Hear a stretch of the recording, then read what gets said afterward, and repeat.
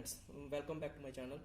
तो फ्रेंड्स, आज जो मैं चैप्टर स्टार्ट करने जा रहा हूँ वो है मोशन, जो कि फिजिक्स का चैप्टर है, लेकिन वो 9th क्लास का। तो ऐसे मैं आपको एक एक क्लास करके एक एक क्लास का एक एक चैप्टर पढ़ाते जाऊँगा। अभी मैंने फिजिक्स पकड़ा है, तो 8th का मैंने आपको साउंड पढ़ाया, 9th का मोशन, अभी 10th का मैं आपको बताऊँगा कि क्या है वो। नेक्स्ट लेक्चर में आपको पता चल जाएगा जब भी आएगा। तो चैप्टर स्टार्ट करने से पहले मैं यही कहना चाहूँगा कि अगर आपको मेरी वीडियो अच्छी लग रही है, तो अगर आपको कुछ समझ आ रहा है, एंजॉय कर रहे हो आप पढ़ने में, तो प्लीज़ मेरा चैनल सब्सक्राइब करें और शेयर करें मेरी वीडियो और हेल्प करें मुझे ग्रो करने में। तो बात इस तरह से है कि मोशन जो है, कि मोशन क्या है, फर्स्ट ऑफ ऑल आपको पता हो। जब भी मैं चैप्टर स्टार्ट करता हूँ, सबसे पहले मैं आपको यही बताने की कोशिश कर रहा हूँ कि एटलीस्ट वो है क्या, किसके बारे में है, किसके बारे में पढ़ाया जा रहा है। तो एटलीस्ट जब तक आपको वो नहीं पता होगा तो आप आगे आपको इंटरेस्ट नहीं आएगा। तो इसलिए मैं कह रहा हूँ मोशन क्या है। मोशन एक फिनोमिना है जिससे क्या होता है कि पता चलता है आपको कि मतलब जैसे बॉडी कोई ऑब्जेक्ट है, वो अब जब अपनी पोजीशन एक पॉइंट से दूसरे पॉइंट तक वो चेंज कर रही है, ठीक है, उस पोजीशन को चेंज करने को क्या बोलते हैं, मोशन। ठीक है, वो पोजीशन जब चेंज हो रही है एक पॉइंट से दूसरे पॉइंट तक, उसको क्या बोलेंगे हम, मोशन। ठीक है, ओवर टाइम, मतलब टाइम के अंतर्गत, टाइम के अंतर्गत जो पोजीशन चेंज हो रही है एक पॉइंट से दूसरे पॉइंट तक किसी ऑब्जेक्ट की, उसको क्या बोलेंगे, मोशन। तो मोशन क्या है? मोशन इज द फिनोमिना, ठीक है, motion is the phenomena in which an object, ठीक है, changes its position over time. ठीक है, तो मोशन क्या है? एक ऐसा फिनोमिना जिसके थ्रू, जिससे कि जो एक ऑब्जेक्ट है वो अपनी पोजीशन चेंज करता है टाइम के अंतर्गत, मतलब टाइम को मद्देनजर रखते हुए। जब वो पोजीशन, कोई भी प्रोडक्ट, मतलब ऑब्जेक्ट अपनी पोजीशन जब चेंज करता है, तो उस चीज को क्या बोलेंगे हम, उस फिनोमिना को क्या बोलेंगे, मोशन। ठीक है, लेकिन इसकी जो पोजीशन है, ये इसको डिस्क्राइब करने कैसे करेंगे हम, इसको पोजीशन को कैसे describe, to describe the position. ठीक है, किसी भी ऑब्जेक्ट की जब पोजीशन हमने डिस्क्राइब करनी होती है, तो उसके लिए हमें क्या बताना पड़ता है कि उसका frame reference point. Frame reference point क्या होता है? उसका ओरिजिन, जहां से वो मूव करना स्टार्ट हो। ठीक है, टू डिस्क्राइब, ये ध्यान रखना पॉइंट क्लास, ये सबसे इंपॉर्टेंट पॉइंट्स हैं। ये आपको मुश्किल से कोई बताएगा नहीं स्कूल्स में। टू डिस्क्राइब द पोजीशन, ठीक है, to describe the position of an object. ठीक है, किसी भी ऑब्जेक्ट की पोजीशन डिस्क्राइब किस तरह करेंगे हम? ठीक है, किसी भी ऑब्जेक्ट की सबसे पहले क्या करना पड़ेगा हमें, we need to specify the frame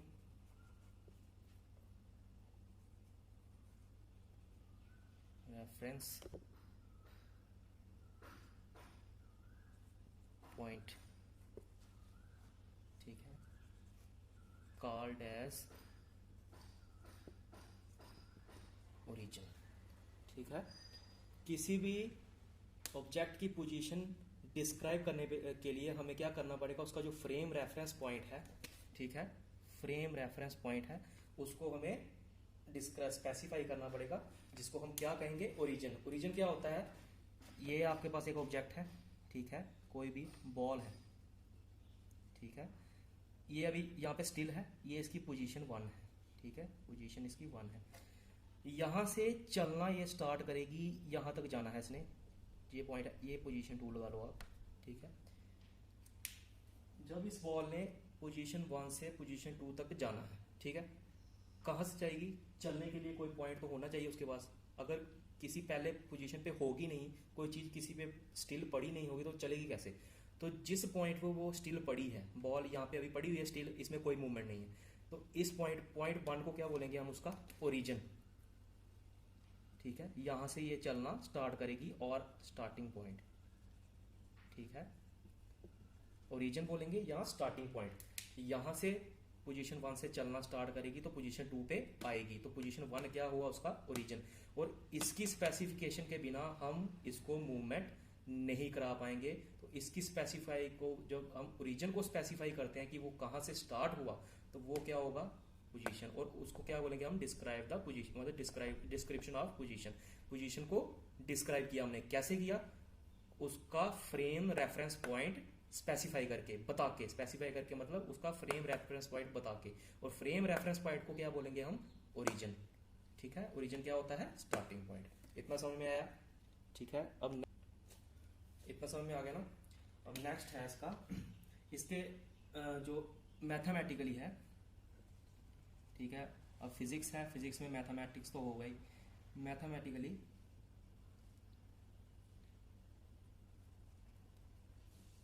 ठीक है, मैथमेटिकली मोशन को कैसे डिस्क्राइब करेंगे हम। Motion is described in terms of, ठीक है, किन टर्म्स में हम इसको डिस्क्राइब करेंगे। फर्स्ट ऑफ ऑल डिस्प्लेसमेंट, ठीक है, डिस्प्लेसमेंट मतलब एक जगह से दूसरी जगह डिस्प्लेस होना, वो पता होगा तो हमें आगे कर पाएंगे क्वेश्चंस। दूसरा डिस्टेंस, डिस्टेंस पता होना चाहिए। तीसरा वेलोसिटी, ठीक है, उसकी तीव्रता, स्पीड, ठीक है। चौथी एक्सेलरेशन, मतलब स्टार्टिंग पॉइंट से चलना, ठीक है। उसके बाद स्पीड पता होनी चाहिए हमें, ठीक है, और टाइम, ठीक है। ये 6 पॉइंट इंपॉर्टेंट है। इन्हीं के बेसिस पे मोशन चैप्टर जो है वो आप स्टडी करेंगे। इन्हीं के ऊपर मोशन चैप्टर बेस है। इन्हीं 6 सब टॉपिक्स के ऊपर आपको मोशन मैं स्टडी करवाऊंगा, क्योंकि मोशन चैप्टर में क्या है, इन्हीं 6 चीज़ों की स्टडी है, ठीक है। यही 6 चीज़ें आपको पता होंगी तो मोशन चैप्टर आप समझ पाएंगे, ठीक है। इतना समझ में आया?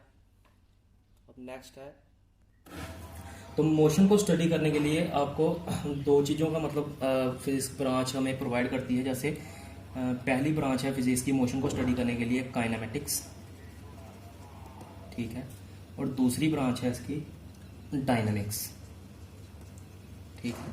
ये दोनों ब्रांचेस जो हैं फिजिक्स की, ये मैं आपको सिर्फ जनरल बता रहा हूँ, ये आपके सिलेबस के रिलेटेड कुछ नहीं है। ये सिर्फ आपको पूछा जा सकता है, कोई कॉम्पिटिटिव एग्जाम होगा, जैसे किसी जॉब के लिए आपको एग्जाम्स होते हैं, जैसे JKSS भी हो गया, या कुछ भी आपको एंट्रेंस एग्जाम किसी के लिए, किसी कहीं पे एडमिशन लेना है, तो उसमें एंट्रेंस कहीं ना कहीं ऐसे सवाल उल्टे सीधे पूछ लेते हैं। तो इसलिए मैं सिर्फ आपको ये जनरल आपको नॉलेज देने के लिए ये चीज़ बता रहा हूँ, ठीक है। तो फिजिक्स की क्या है, 2 ब्रांचेस होती हैं, एक काइनेमेटिक्स, एक डायनामिक्स। किसको स्टडी करने के लिए, टू स्टडी मोशन, ठीक है। जो पहली ब्रांच है काइनेमेटिक्स, ये हमें क्या बताती है, काइनेमेटिक्स में क्या होता है,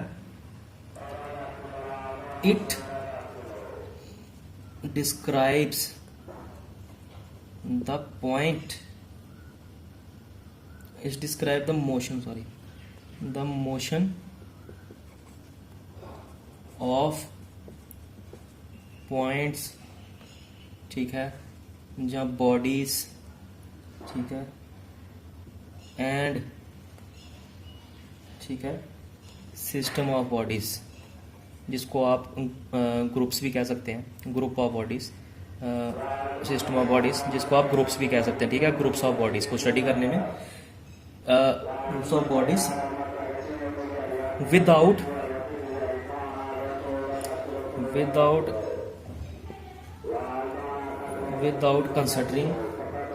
without considering the force, ठीक है, that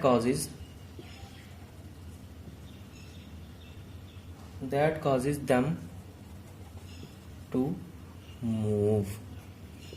समझ में आई?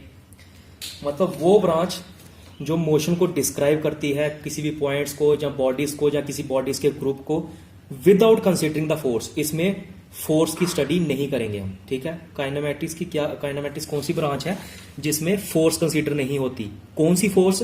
जो एक बॉडी को, ठीक है, पोजीशन 1 से पोजीशन 2 में जैसे बॉडी मूव होगी, कैसे मूव होगी पोजीशन 2 तक ये बॉडी, जब तक इसको हम धक्का नहीं लगाएंगे, कोई इसमें ताकत नहीं लगाएंगे, कोई फोर्स नहीं लगाएंगे, तब तक कोई चीज मूव होगी? अपनी जगह से नहीं होगी, अपने आप तो होगी नहीं। कोई ऑब्जेक्ट नॉन लिविंग थिंग पड़ा हुआ है, कोई पत्थर पड़ा है, पत्थर अपनी जगह से हिलेगा जब तक हम उसको उठाएंगे नहीं या उसको धक्का नहीं मारेंगे, ठीक है। तो उस फोर्स को, जो इसको एक जगह से दूसरी जगह पे ले जाने के लिए जो फोर्स की जो इस्तेमाल होती है, ठीक है, क्योंकि फोर्स तो लगेगी लगेगी एक पोजीशन को दूसरी, एक पोजीशन से दूसरी पोजीशन को ऑब्जेक्ट में पहुंचाने के लिए फोर्स तो लगेगी। लेकिन काइनेमैटिक्स क्या कहती है? काइनेमैटिक्स फोर्स जो इनको किसी ऑब्जेक्ट को फोर्स लग रही है एक जगह से दूसरी जगह ले जाने में, उसकी स्टडी काइनेमैटिक्स नहीं करती, ठीक है। काइनेमैटिक्स क्या करती है? काइनेमैटिक्स डिस्क्राइब करती है किसको? मोशन को, किसी भी पॉइंट के मोशन को, पॉइंट ऑफ बॉडीज को, सिस्टम ऑफ बॉडीज के मोशन को without considering the force that causes them to move.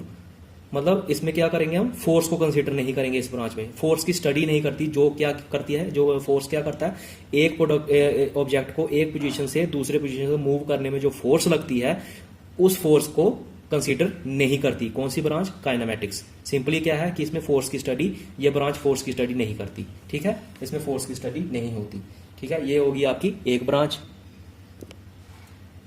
ठीक है। दूसरी ब्रांच इसकी क्या है? डायनामिक्स, ठीक है। पहली थी काइनेमैटिक्स, दूसरी डायनामिक्स, ठीक है। द ब्रांच, ठीक है, studying force and their effect, ठीक है, on motion, ठीक है। The branch study force and their effect on motion, ठीक है। पहली ब्रांच क्या करती थी? वो ब्रांच थी फिजिक्स की जो फोर्स स्टडी नहीं करती थी, उसको काइनेमैटिक्स बोलेंगे। डायनेमिक्स क्या है? In action. सपोज कीजिए कोई भी ये प्रोडक्ट है, ऑब्जेक्ट है पोजीशन 1 पे, यही ऑब्जेक्ट आ गया पोजीशन 2 पे, ठीक है। इसको यहां तक लाने में क्या लगा? फोर्स। और कितना मोशन पे कितना इफेक्ट पड़ता है, कितनी जोर से फोर्स लगी या कितनी कम लगी, इस जो फोर्स को स्टडी करती है, ठीक है, और उसके इफेक्ट को स्टडी करती है, उसको क्या बोलेंगे हम? डायनेमिक्स, ठीक है। काइनेमैटिक्स क्या करती है? फोर्स को स्टडी नहीं करती, और डायनेमिक्स क्या करती है? फोर्स को स्टडी करती है, ठीक है। ये सिंपल था कि काइनेमैटिक्स और इसमें डिफरेंस डायनेमिक्स में, ठीक है। तो नेक्स्ट चलते हैं, ठीक है। तो फ्रेंड्स नेक्स्ट जो इसमें आपको टॉपिक मैं कराऊंगा, इसको क्या कहेंगे हम? ये भी आपको जर्नल याद रखने के लिए, ये आगे फर्दर यूज होगा आपको। मोमेंटम, ठीक है। मोमेंटम क्या होता है? The main quantity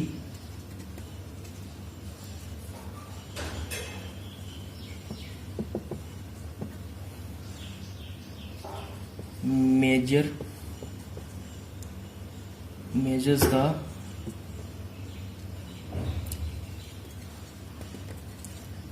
motion of a body, ठीक है। The main quantity measure the motion of body, ठीक है। अब जैसे फोर्स को मेजर करने के लिए, ठीक है, क्या चाहिए होता है हमें? फोर्स को, ताकत को मेजर क्या कैसे करेंगे हम? एनर्जी को यूनिट होता है, कोई न्यूटन्स में करेंगे उसको, ठीक है। कोई तरीका होता है फोर्स को मापने का, एनर्जी को मापने का अपना तरीका होता है, ठीक है। हीट को मापने का अपना तरीका होता है, वर्क को मापने का अपना तरीका होता है, स्पीड को मापने का अपना एक तरीका होता है।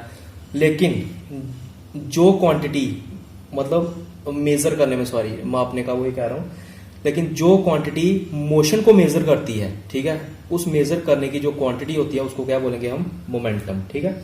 Momentum is the product of mass and velocity. In other words,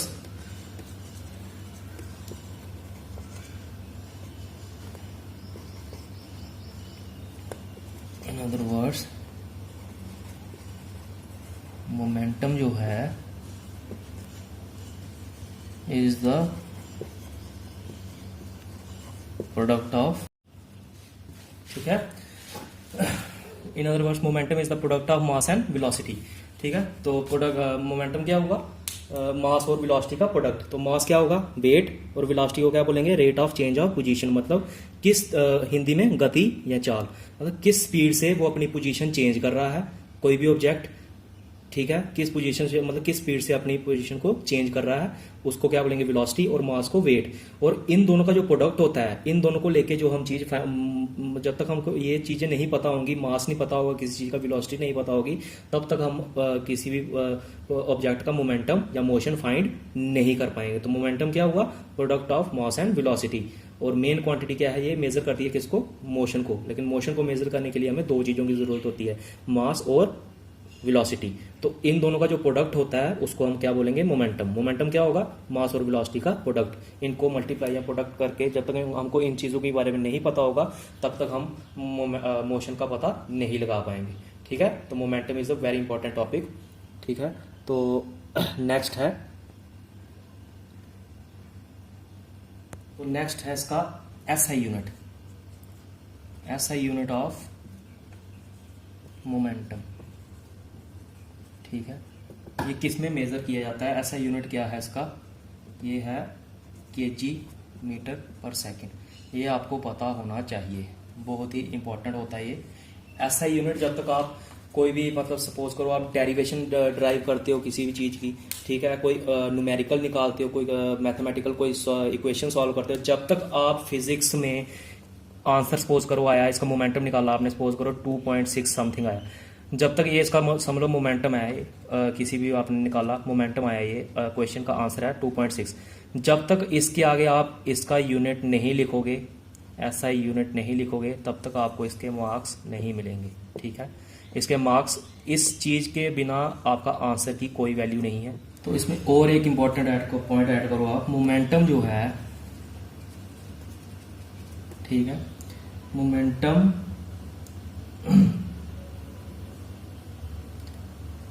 increases, ठीक है, with the objects mass and with its velocity. ठीक है, जो मोमेंटम है वो इंक्रीज होगा मास के मास के इंक्रीज होने पर और वेलोसिटी के इंक्रीज होने पर। वो कैसे होगा ये मैं बताता हूँ आपको। ये सपोज कीजिए एक रूफ है, ठीक है, छत है कोई, ठीक है, उस पे एक लड़का खड़ा है कोई भी, ठीक है, उसके हाथ में क्या है, उसके हाथ में एक पत्थर है, ठीक है, बड़ा है, इसका वेट है 20 kg, ठीक है। दूसरा रूफ है, ठीक है, छत है दूसरा कोई, उस पे एक लड़का खड़ा है, उसके हाथ में भी पत्थर है, उसका वेट है 10 kg, ठीक है। 20 kg मतलब 20 kg जो एक हाथ में पत्थर है 20 kg और एक के हाथ में पत्थर है 10 kg, ये यहाँ से इसको नीचे फेंकता है, ठीक है। ये क्या है, ग्राउंड है ये, ठीक है, ये भी ग्राउंड है, ठीक है। ये इसको नीचे फेंक रहा पत्थर, ये पत्थर आया नीचे, ये भी पत्थर नीचे गिरा, ठीक है। अब आप मुझे बताओ, जो 20 kg वाला पत्थर है वो जल्दी नीचे गिरेगा या 10 kg वाला जल्दी नीचे गिरेगा, ठीक है। ऑब्वियसली जिसका वेट ज्यादा है वो जल्दी नीचे गिरेगा, जिसका वेट कम है वो आहिस्ता नीचे गिरेगा इसके मुकाबले, ठीक है। तो वेलोसिटी क्या हुई, जितनी तेजी से नीचे गिरेगा, ये अगर तेजी से, इसकी वेलोसिटी क्या होगी, ज्यादा होगी, ठीक है। तो इसकी वेलोसिटी क्या होगी, कम। जैसे ही वेलोसिटी और वेट बढ़ा, ठीक है, वेलोसिटी और वेट जैसे बढ़ेगा, इंक्रीज होगा, तो मोमेंटम ऑब्वियसली इंक्रीज होगा ही। जितनी ज्यादा वेट और जितनी ज्यादा वेलोसिटी होगी तो मोशन भी उतना फास्ट होगा, उतनी तेजी से नीचे गिरेगा, ठीक है। तो तेजी से नीचे गिरेगा तो मोशन क्या हुआ, मोशन क्या होगा, एक पोजीशन से दूसरी पोजीशन तक आना, ठीक है। एक पोजीशन से जब दूसरी पोजीशन तक प्रोडक्ट कोई भी ऑब्जेक्ट आया जिसका वेट ज्यादा है पहले प्रोडक्ट से और उसकी वेलोसिटी भी ज़्यादा है पहले ऑब्जेक्ट से, तो उसमें क्या होगा, मोमेंटम ज़्यादा होगा, उसका मोशन मतलब डिस्प्लेसमेंट एक जगह से उसकी दूसरी जगह तक जो मोशन होगी वो ज़्यादा होगी। क्यों? क्योंकि उसका वेट ज़्यादा है। वेट ज़्यादा होने के बाद उसकी गिरने की जो तीव्रता होगी वो भी ज़्यादा होगी, वो स्पीड भी ज़्यादा होगी। तो ऑब्वियसली जब उसका वेट ज़्यादा है, उसकी स्पीड ज़्यादा है, तो मोमेंटम जो है, मोशन जो है उसका मतलब एक पोजीशन से दूसरी पोजीशन तक आने की जो मूवमेंट होगी, उसकी मोशन जो होगा वो भी ज्यादा ही होगा। क्यों? क्योंकि उसका वेट भी ज्यादा है और उसकी वेलोसिटी ज्यादा है। जब इन दोनों का प्रोडक्ट ज्यादा होगा तो मोमेंटम क्या होता है, मास और वेलोसिटी का प्रोडक्ट। ठीक है, जब इन दोनों का प्रोडक्ट ही ज्यादा है तो मोशन भी क्या होगा, ज्यादा होगा। जब इनका प्रोडक्ट कम होगा तो मोशन क्या होगा, कम। ठीक है, ये आपको थोड़ा पता होना चाहिए। अब नेक्स्ट चलेंगे। ठीक है, मोमेंटम का पता चला। अब नेक्स्ट टॉपिक जो इसमें है वो है टाइप्स ऑफ सिस्टम्स। ठीक है, सिस्टम कितने टाइप के होते हैं? एक होता है इसका ओपन सिस्टम, ठीक है, दूसरा है क्लोज सिस्टम, ठीक है, और थर्ड वन आइसोलेटेड सिस्टम। ठीक है, ओपन सिस्टम क्या होता है? ओपन सिस्टम जो होता है इसमें क्या होता है, बोथ एनर्जी एंड मैटर, ठीक है, एक्सचेंज और पास। ठीक है, इसमें क्या होता है, बोथ एनर्जी और मैटर, कोई भी मैटर है उसकी एनर्जी भी और मैटर भी दोनों एक्सचेंज होंगे, मतलब पास होंगे ओपन सिस्टम में से। ठीक है, जो क्लोज सिस्टम है इसमें क्या होगा, ओनली एनर्जी, ठीक है,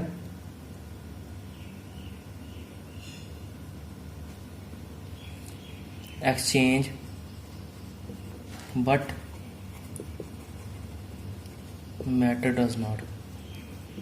ठीक है, क्लोज सिस्टम में क्या होगा, सिर्फ एनर्जी एक्सचेंज होगी, मैटर एक्सचेंज नहीं होगा। लेकिन जो आइसोलेटेड सिस्टम होता है, ठीक है,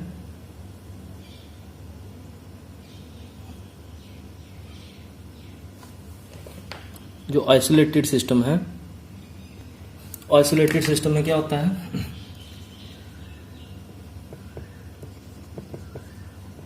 neither energy nor matter will exchange through it। ठीक है, ओपन सिस्टम क्या होगा, जिसमें एनर्जी और मैटर दोनों एक्सचेंज होंगे। क्लोज सिस्टम में सिर्फ एनर्जी एक्सचेंज होगी, मैटर नहीं एक्सचेंज होगा। और आइसोलेटेड सिस्टम में ना ही एनर्जी ना ही मैटर एक्सचेंज होगा। ये आपको थोड़ा कंसेप्ट पता होना चाहिए कि ओपन सिस्टम, क्लोज सिस्टम और आइसोलेटेड सिस्टम क्या होता है। तो नेक्स्ट चलेंगे। तो अभी स्टार्ट करेंगे। पहला हम इसका टाइप जो है SHM, मतलब सिंपल हार्मोनिक मोशन। ठीक है, तो सिंपल हार्मोनिक मोशन क्या होता है,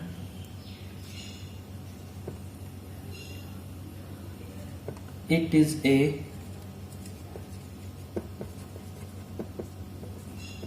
पीरियोडिक मोशन। पीरियोडिक क्या होता है, जो अपने आप को रिपीट करे, रिपीट इटसेल्फ। ठीक है, ये है पीरियोडिक का मतलब। It is a periodic motion where the restoring force, restoring force क्या होती है? ठीक है, रीस्टोरिंग फोर्स वो फोर्स है जो कि एक ऑब्जेक्ट में होती है।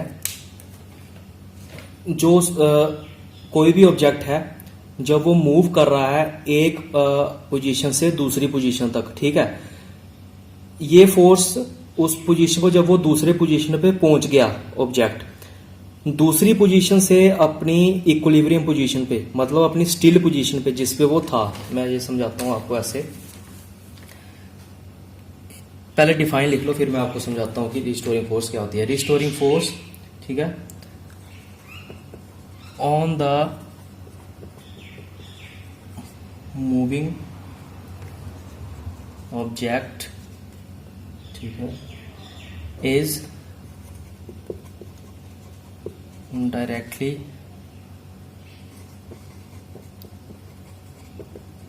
proportional to the object displacement, ठीक है, magnitude and acts towards the object's equilibrium position, ठीक है। तो SHM क्या है? It is a periodic motion, ठीक है, जो which repeat itself where the restoring force on the moving object is directly proportional to the object displacement magnitude and act towards the object's equilibrium position, ठीक है। अब example है इसकी, suppose करो ये एक पेंडुलम है, ठीक है, ये क्या है? एक पेंडुलम है, ठीक है। अभी ये कोई मोशन में नहीं है, स्टिल है। ये इसकी जो पोजीशन है इसको क्या बोलेंगे हम? इक्विलिब्रियम पोजीशन, ठीक है। इसको क्या बोलेंगे हम? Equilibrium position. क्यों? क्योंकि ये अभी स्टिल है, इसमें कोई मूवमेंट नहीं है। और इक्विलिब्रियम का मतलब क्या होता है? इसका मतलब होता है, इक्विलिब्रियम का मतलब होता है बैलेंस, बैलेंस, और हिंदी में इसको बोलेंगे हम संतुलन, ठीक है। क्या बोलेंगे हिंदी में इसको हम? संतुलन। क्यों बैलेंस है? क्योंकि अभी ये अपनी स्टिल पोजीशन पे है, इसमें कोई मोशन नहीं है, कोई इसमें मूवमेंट नहीं है, कोई डिस्प्लेसमेंट नहीं है, कोई ये डिस्टेंस कवर कर नहीं रहा। ये अपनी इक्विलिब्रियम पोजीशन पे है, संतुलित पोजीशन पे, बैलेंस है इस टाइम, ठीक है। तो ये क्या है? इसकी इक्विलिब्रियम पोजीशन है, ठीक है।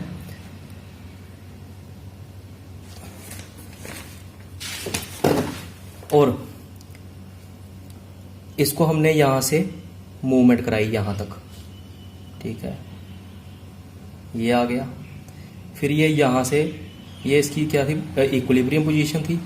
ये आ गई पोजीशन 1। फिर यहां से ये जाएगा यहां तक, ठीक है। ये आ गई इसकी पोजीशन 2, सपोज करो, ठीक। ये इसकी इक्विलिब्रियम पोजीशन थी, स्टिल। हम इसको यहाँ पे लेके आए पोजीशन 1 पे, यहाँ से हमने इसको छोड़ दिया। फिर ये मूवमेंट करेगा पोजीशन 2 की तरफ, ये यहाँ पे गया, ये इसकी आ गई पोजीशन 2, ठीक है। अब ये जो पेंडुलम है इसमें एक रिस्टोरिंग फोर्स होगी। क्या होगी? रिस्टोरिंग फोर्स, ठीक है। इसमें क्या होगी? एक रिस्टोरिंग फोर्स होगी। वो रिस्टोरिंग फोर्स क्या करेगी? यहां से तो हमने खुद इसको पकड़ा, क्योंकि यहां तक तो खुद आएगा ही नहीं जब तक हम इसको हिलाएंगे नहीं। ये हम खुद पकड़ा, यहां से छोड़ दिया, ठीक है। पोजीशन 1 पे ले आए, पोजीशन 1 से छोड़ दिया, ये गया पोजीशन 2 पे, ठीक है। अब इसमें कुछ ना कुछ एक ऐसी रिस्टोरिंग फोर्स स्टोर होगी। उससे क्या होगा? पोजीशन 2 से जब ये पोजीशन अपनी, मतलब पोजीशन 2 से जब ये पोजीशन 1 पे आएगा, लेकिन गुजरेगा कहां से? अपनी इक्विलिब्रियम पोजीशन पे आके पोजीशन से ही गुजरेगा। यहां पे ये थोड़ा मिली सेकंड के लिए थोड़ा सा पॉज लेता है पेंडुलम, जो भी है। यहां पे आया, फिर यहां से यहां जाएगा। ये तो नहीं है कि मतलब यहां पे कुछ ना कुछ ये पॉज लेगा ही लेगा, ठीक है। तो रिस्टोरिंग फोर्स क्या हुई? इसमें एक रिस्टोरिंग फोर्स होती है, ठीक है। यहां से तो हमने खुद किया। जब पोजीशन 2 से इक्विलिब्रियम पोजीशन तक आएगा ऑब्जेक्ट, ठीक है, वो कैसे आएगा? वो रिस्टोरिंग जो इसमें फोर्स होती है वो इसको हेल्प करती है। तो रिस्टोरिंग फोर्स क्या होती है? इट इज अ फोर्स ठीक है, दैट एक्ट्स, ठीक है, टू ब्रिंग ए बॉडी, ठीक है, टू इट्स इक्विलिब्रियम पोजीशन। समझ में? रिस्टोरिंग फोर्स क्या होती है? एक ऐसी फोर्स जो क्या मतलब हेल्प करती है एक बॉडी को अपनी इक्विलिब्रियम पोजीशन में वापस से लाने के लिए। ठीक है, वैसे ही यहां पे मैं समझा रहा हूं। पोजीशन 1 क्या थी? ये हमने खुद किया, पेंडुलम को पकड़ोगे छोड़ोगे फिर ही मूव करेगा। पेंडुलम हमने पकड़ा छोड़ दिया। पोजीशन 2 पे गया, पोजीशन 2 पे जो पोजीशन 2 से इसको इक्विलिब्रियम तक वापस लाने में हेल्प कर रही है वो क्या होगी? इसकी रिस्टोरिंग फोर्स। ठीक है, उसको क्या बोलेंगे? Restoring force. और ये जो रिस्टोरिंग फोर्स है वो डायरेक्टली प्रोपोर्शनल है किसके? डिस्प्लेसमेंट के। जो इसका डिस्प्लेसमेंट यहां से की इसने मैग्नीट्यूड, ठीक है, जितनी डिस्प्लेसमेंट करेगा उतनी ही इसको रिस्टोरिंग फोर्स लगेगी वापस आने में। ठीक है, जितनी कम डिस्प्लेसमेंट करेगा, सपोज करो हमने पकड़ के इसको जितनी ज्यादा डिस्प्लेसमेंट की, जितनी दूर से फेंकेंगे उतनी दूर जाएगा ये। ठीक है, ये पोजीशन 1 थी। अगर हम इसको यहां पे लाते, ये पोजीशन 1 होती अगर हम ये इसको यहां से छोड़ते तो इसने, ये कम डिस्प्लेसमेंट थी, ये डिस्प्लेसमेंट क्या होगी? बढ़ गई। ठीक है,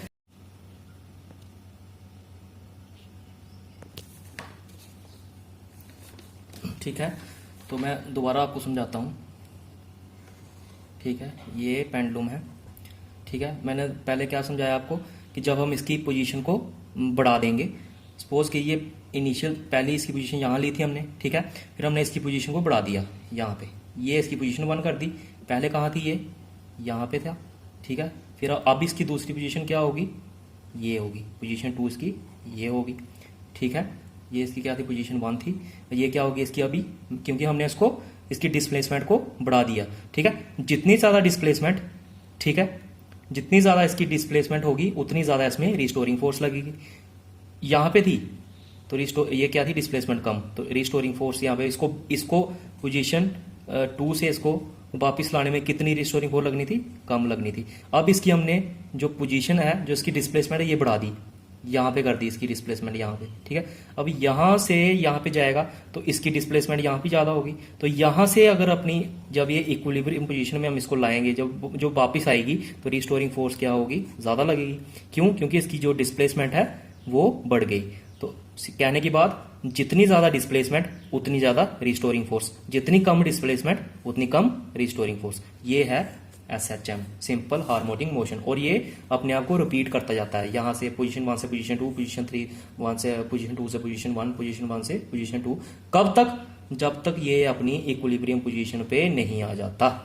ठीक है, ये क्या है? Simple harmonic motion. ये तब तक अपने आप को रिपीट करता जाएगा। ठीक है, अब नेक्स्ट टाइप जो इसका है वो है, जो नेक्स्ट इसका टाइप है वो है इसका लीनियर मोशन। ठीक है, लीनियर का मतलब क्या होता है? सुनने में आपको लग रहा है सीधा, ठीक है, स्ट्रेट। ठीक है, लीनियर का मतलब क्या हुआ? सीधा, स्ट्रेट, एक लाइन में। ठीक है, एक लाइन में हो गया, सीधा हो गया, स्ट्रेट हो गया, ये क्या हो गया? लीनियर। ठीक है, तो लीनियर मोशन क्या हुआ? मोशन, ठीक है, which follows a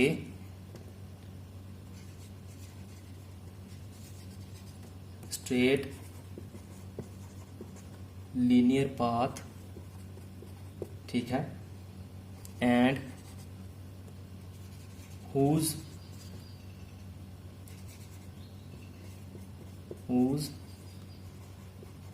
displacement is exactly the same as its trajectory। ठीक है, ठीक है, तो मोशन क्या होगा?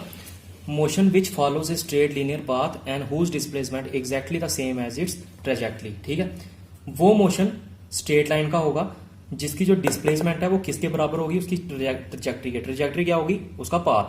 अगर वो मतलब जैसे वो उसकी पाथ होगी तो डिस्प्लेसमेंट भी उसकी उसके बराबर होगी। सपोज कि ये छत है, रूफ है, ठीक है, ये लड़का है ऊपर, इसके हाथ में पत्थर है, ठीक है, ये पत्थर को नीचे फेंकता है, ड्रॉप किया इसने, ये नीचे आया ग्राउंड पे, ये गिरा यहाँ पे, सीधा आया, स्ट्रेट आया, ये है लीनियर, ठीक है, लीनियर पाथ है, ठीक है। और इस पाथ को क्या ट्रेजेक्टरी भी बोलेंगे, लीनियर ट्रेजेक्टरी है इसकी, क्या है, लीनियर ट्रेजेक्टरी है। तो यहां से यहां तक गिरा लीनियर में, ठीक है, जितनी इसकी लीनियर पाथ और उसकी ट्रेजेक्टरी, तो ये क्या मतलब ऊपर से नीचे गिरा, लीनियर पाथ से गिरा, लीनियर ट्रेजेक्टरी से गिरा, इसकी जितनी लीनियर ट्रेजेक्टरी है ऊपर से लेके यहां तक जो उसका पाथ है, तो डिस्प्लेसमेंट कितनी कवर की इसने, इतनी कवर की, ठीक है, सेम डिस्प्लेसमेंट है। ऊपर से नीचे ग्राउंड तक गिरा, सपोज करो 2 फुट का ये, ठीक है, ऊंचाई है, 2 फुट से नीचे गिरा ये पत्थर, ठीक है, ये इसका लीनियर गिरा, सीधा गिरा, ना यहाँ पे मुड़ा ना वहां पे मुड़ा, सीधा गिरा, ये इसका लीनियर ट्रेजेक्टरी होगी, मतलब लीनियर पाथ हो गया। तो डिस्प्लेसमेंट कैसे होगी, सीधी होगी, ये थोड़ा ना कि यहां से सीधा गिरा तो आप डिस्प्लेसमेंट ऐसे नापोगे उसकी हॉरिजॉन्टली, वर्टिकली गिरा, सीधा गिरा, तो लीनियर पाथ हो गया, ये लीनियर ट्रेजेक्टरी हो गया, तो इसका डिस्प्लेसमेंट कितनी होगी, वो भी लीनियर ही होगी, सेम होगी ना। नेक्स्ट इसका जो टाइप है वो है सर्कुलर मोशन। क्या है, सर्कुलर मोशन, ठीक है। सर्कुलर मोशन क्या है, मूवमेंट ऑफ एन ऑब्जेक्ट, तो मूवमेंट ऑफ एन ऑब्जेक्ट, ठीक है, movement of an object along A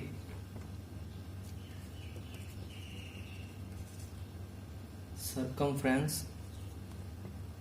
of circle or rotation along the path, ठीक है। वो मूवमेंट, वो मोशन किसी ऑब्जेक्ट की जो एक सर्कमफ्रेंस के पाथ पे मूव करे या सर्कुलर पाथ पे मूव करे, उसको क्या बोलेंगे हम, सर्कुलर मोशन। वो ऑब्जेक्ट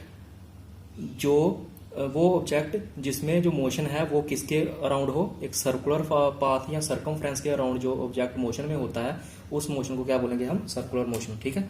एग्जाम्पल में जैसे सोलर सिस्टम ले लिया आप, ठीक है, ये सन है सेंटर में, तो जो प्लैनेट्स हैं इसके, ठीक है, उन्होंने क्या किया हुआ है, सन के अराउंड एक सर्कुलर पाथ बनाया हुआ है, ठीक है। उसी सर्कुलर पाथ के अलोंग ये मूवमेंट करते हैं, मोशन में होते हैं अराउंड द सन, ठीक है। सन क्या हो गया इनका, सेंटर, तो सेंटर से ये जो मूव करें ये क्या हो गया इनका, सर्कमफ्रेंस। सर्कल में भी जब सर्कल हम ड्रॉ करते हैं सबसे पहले क्या लेते हैं, उसका सेंटर लेते हैं, सेंटर से फिर कंपास खोल के हम ये सर्कल ड्रॉ करते हैं, ठीक है। सेंटर हो गया, सेंटर से ये जो सर्कल हुआ इसको हम क्या बोलेंगे, सर्कमफ्रेंस। सर्कमफ्रेंस मतलब इसकी आउटर सरफेस जो होती है, ठीक है। ये क्या हुआ, सन है, सन के अराउंड इन्होंने क्या किया हुआ है, एक सर्कुलर पाथ बनाया हुआ है, जिसके अलोंग ये सन के अराउंड मतलब घूमते हैं। किस पाथ पे घूमते हैं, एक सर्कुलर पाथ है, एक सर्कमफ्रेंशियल पाथ है, जिस पाथ के ऊपर ये सन के अराउंड घूमते हैं। तो ये जो पाथ है जिस पे ये मोशन में है, जिस पाथ के ऊपर ये मोशन पे है, शायद सर्कुलर मोशन में है ना ये, तो जिस पाथ पे ये मोशन पे है प्लैनेट, उस पाथ को क्या बोलेंगे हम, सर्कमफ्रेंस। और जिस मोशन में है तो उस मोशन को क्या बोलेंगे हम, सर्कुलर मोशन। क्यों, क्योंकि जो उनका पाथ है वो है सर्कल, एक सर्कल पाथ है, एक सर्कमफ्रेंशियल पाथ है, तो वो उसको मोशन को क्या बोलेंगे हम, सर्कुलर मोशन। क्यों, क्योंकि ये सर्कल जैसे पाथ पे मूव कर रहे हैं, सर्कुलर मोशन में है, ये एक किस्म के सर्कल पे मूव कर रहे हैं, ठीक है, उसको क्या बोलेंगे हम, सर्कुलर मोशन, ठीक है। तो नेक्स्ट चलेंगे हम, ठीक है। तो नेक्स्ट है आपका रोटेटरी मोशन, ठीक है। तो रोटेटरी मोशन क्या होता है, it is a circular motion, circular movement, ठीक है, of object around a centre और पॉइंट, ठीक है, of rotation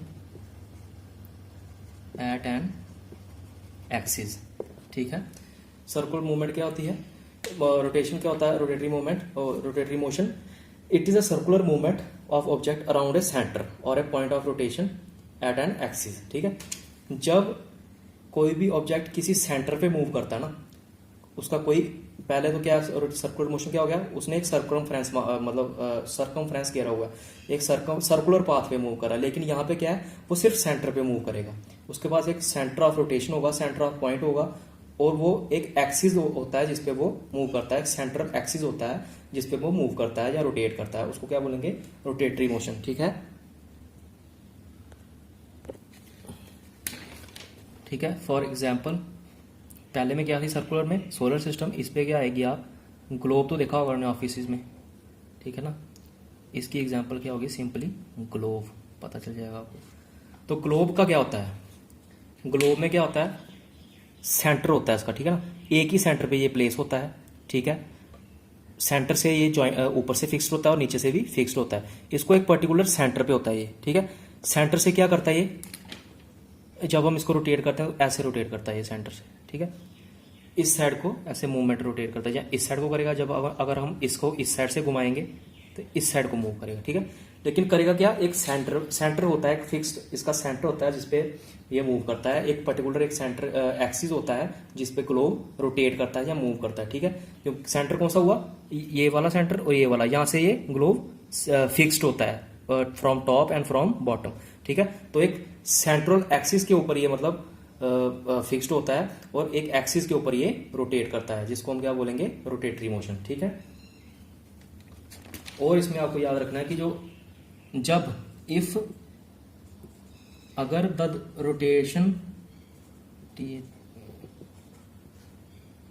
axis passes internally through the body's own center of mass, ठीक है। then the body is said to be auto rotation or spinning, ठीक है। क्या होगा, जब रोटेशन एक्सिस जो है वो इंटरनली पास करेगा जो बॉडी का ऑन सेंटर ऑफ मास होता है, ठीक है। सेंटर ऑफ मास होता है एक किस्म का बैलेंसिंग पॉइंट, ठीक है।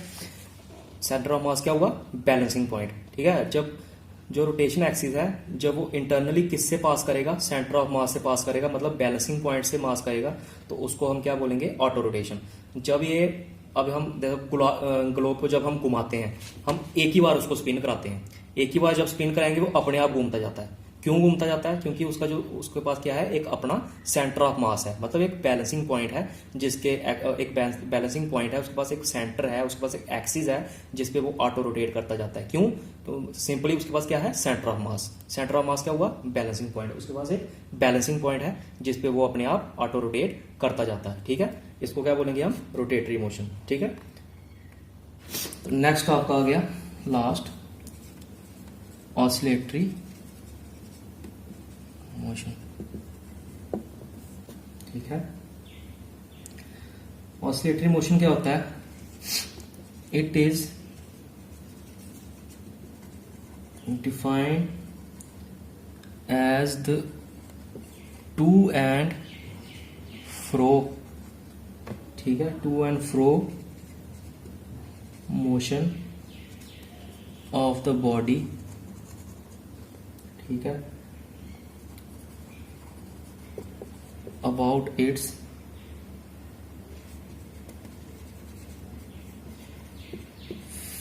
fixed position, ठीक है,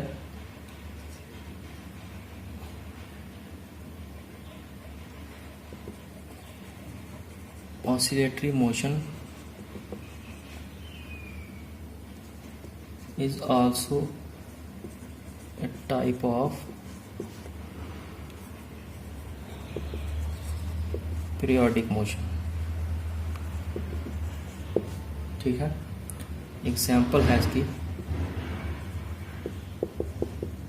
ऑसिलेशन ऑफ पेंडुलम। ठीक है, ऑसिलेटरी मोशन क्या होता है? To and fro movement. To and fro motion होती है किसी भी बॉडी, किसी ऑब्जेक्ट की, उसके फिक्स्ड पोजीशन पे। ठीक है, उसको क्या बोलेंगे हम? Oscillatory motion. और ये एक किस्म का क्या होता है? एक पीरियोडिक मोशन भी होता है ये। ठीक है, तो एग्जांपल क्या है इसकी? Oscillation of pendulum. क्यों? क्योंकि ये है इसका फिक्स्ड पॉइंट। ठीक है, फिक्स्ड पॉइंट और फिक्स्ड पोजीशन। ठीक है, यहां से ये नीचे है पेंडुलम। ठीक है, कैसे करता है ये? टू एंड फ्रो, मतलब साइड बाय साइड। यहां पे लेके आएंगे साइड 1, यहां से लेके जाएंगे साइड 2। ठीक है, ना ही ये सर्कुलर मूव करेगा, ना ही ये रोटेटरी मूव करेगा। ये क्या करेगा? साइड बाय साइड मूवमेंट करेगा, from one side to another side, from fixed position. इसकी फिक्स्ड पोजीशन ही रहेगी। यहां से जब हम इसको मूवमेंट कराएंगे, ये साइड बाय साइड मूवमेंट करेगा। ठीक है, इस साइड बाय साइड मूवमेंट को ऑसिलेटरी क्या बोलते हैं? इसको ऑसिलेशन, ऑसिलेटरी मोशन। ठीक है, क्यों? क्योंकि ये साइड बाय साइड मूवमेंट करता है। ना ही ये सर्कुलर होता है, ना ही ये रोटेटरी होता है, ना ही ये लीनियर होता है, कुछ भी नहीं होता, क्योंकि ये साइड बाय साइड मूव कर रहा है। ठीक है, एक साइड से दूसरी साइड तक। और ये एक टाइप का क्या होता है? पीरियोडिक मोशन होता है।